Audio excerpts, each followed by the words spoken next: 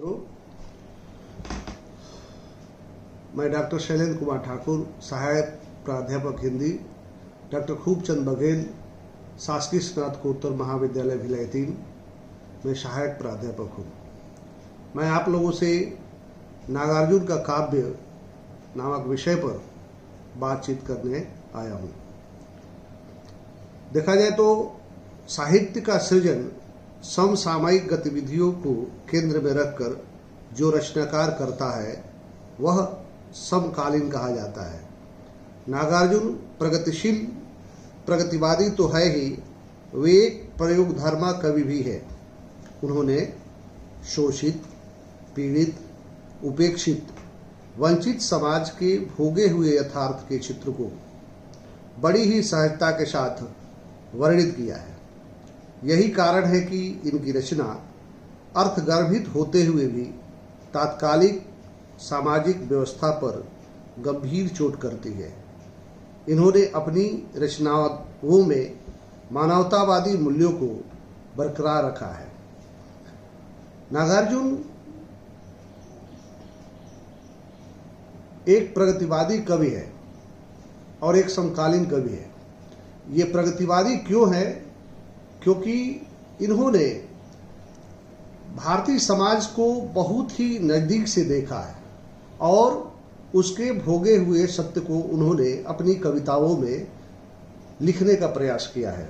वास्तव में हम कविवर नागार्जुन के काव्य चिंतन पर आलोचनात्मक दृष्टिपात करें तो हमें 3 भागों में विभाजित कर सकते हैं उसे।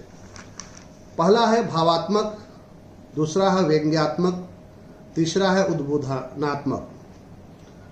समकालीन कवि नागार्जुन ने अपने काव्य में अनेकों प्रयोग किए। इनके समग्र काव्य संसार को विश्लेषित करने के लिए हम निम्नानुसार विचार कर सकते हैं। पहला है भावगत वशिष्ठ। नागार्जुन लोकमानस के सचेतक कवि है। उन्होंने अपनी रचनाओं में भावगत वशिष्ठ को बड़े ही स्वाभाविक और मर्मस्पर्शी ढंग से प्रस्तुत किया है। इनके काव्य में लोकमानस की पीड़ा के साथ ही प्रकृति का चित्रण एवं सामाजिक चेतना का यथार्थ प्रतिबिंबित होता है। इनके भावगत वशिष्ठ को हम विभिन्न रूपों में देख सकते हैं, जैसे कि प्रकृति चित्रण। नागार्जुन गांव में रहते थे और उन्होंने गांव के वातावरण को, पहाड़ों को, नगरों को, लोक मानस को इतना नज़दीक से देखा है कि उन्होंने उसके चित्र को, भाव को अपने रूप में, प्रकृति के रूप में ही उन्होंने जनमानस के समक्ष प्रस्तुत करने का प्रयास किया है। इसलिए इनकी एक कविता है जिस पर हम प्रकाश डाल सकते हैं, जैसे कि अमल धवल गिर के शिखरों पर बादल को घिरते देखा है, छोटे छोटे मोती जैसे, छोटे छोटे मोती जैसे उनके शीतल तुहिन कणों को मान सरोवर के उन स्वर्णिम कमलों पर गिरते देखा है। इनकी जो कविता है, देखा जाए तो किस तरह से बादल के स्वरूप को उन्होंने वर्णित किया है। प्रकृति के उस बिंब को, प्रतिबिंब को जिस तरह से उन्होंने उजागर किया है, ये अन्य कवियों में उस तरह से नहीं दिखाई देता है। उन्होंने सामाजिक चेतना को जिस रूप में दर्शाया है वह देखते ही बनता है। चूंकि एक कवि समाज का सबसे जागरूक, सचेत और सजग प्रहरी होता है। वह सोए हुए समाज को अपनी रचनात्मक उद्बोधनों द्वारा सदा सचेत करता है।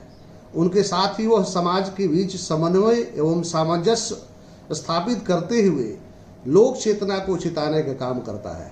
वास्तव में ये लोक चेतना है क्या? लोक चेतना, लोक के भीतर जो सुषुप्त भावना है उसको कवि जगाता है।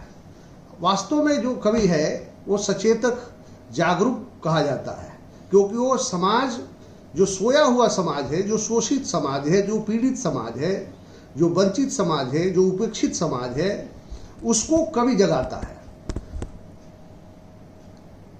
ये जगाने की जो प्रक्रिया है कवियों की, हम देखते हैं कि वाल्मीकि से होते हुए कबीर, तुलसी, नानक, रैदास और निराला जैसे कवियों ने भी समय समय पर रचनाओं के द्वारा समाज के उन अंतिम व्यक्तियों को भी सचेत करने का प्रयास किया है। ये आम आदमी के दुख दर्द को कवि अपनी रचनाओं के द्वारा उनकी पीड़ा को उनके सामने प्रस्तुत करता है, दिखाता है।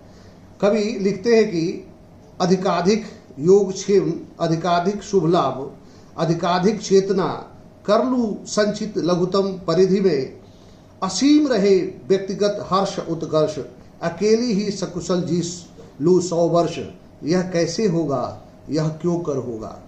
कवि अपनी रचनाओं के द्वारा आम जनता की पीड़ा को, आम जनता के दुख दर्द को इस रूप में दर्शाया है। कवि नागार्जुन देश प्रेम के भाव को भी बड़े ही सचेत रूप में दर्शाने का प्रयास किए हैं। नागार्जुन मूलतः मार्क्सवादी रचनाकार है, फिर भी ये प्रखर राष्ट्रवादी एवं अपने जमीन से जुड़े हुए कवि हैं। उन्होंने अपनी रचनाओं में ग्रामीण परिवेश की समरसता, सहजता के साथ ही सांस्कृतिक चेतना को राष्ट्रीय भावधारा में पिरोने का कार्य किया है। वे लिखते हैं, खेत हमारे, भूमि हमारी, सारा देश हमारा है, इसलिए तो हमको इसका चप्पा चप्पा प्यारा है। यह नागार्जुन ही कह सकते हैं, क्योंकि नागार्जुन का जो जीवन दर्शन है, जो व्यतीत जीवन है, वो गाँव में बीता है और गांव की धरती, गांव की मिट्टी जो है उनको अपने को आकर्षित करती है। इसलिए ये राष्ट्रवादी है। और मार्क्सवादी क्यों है? क्योंकि जो शोषण करने वाले लोग हैं उनके खिलाफ ही अपनी रचनाओं को लिखते हैं, इसलिए इनको मार्क्सवादी कहा जाता है, प्रगतिशील कहा जाता है।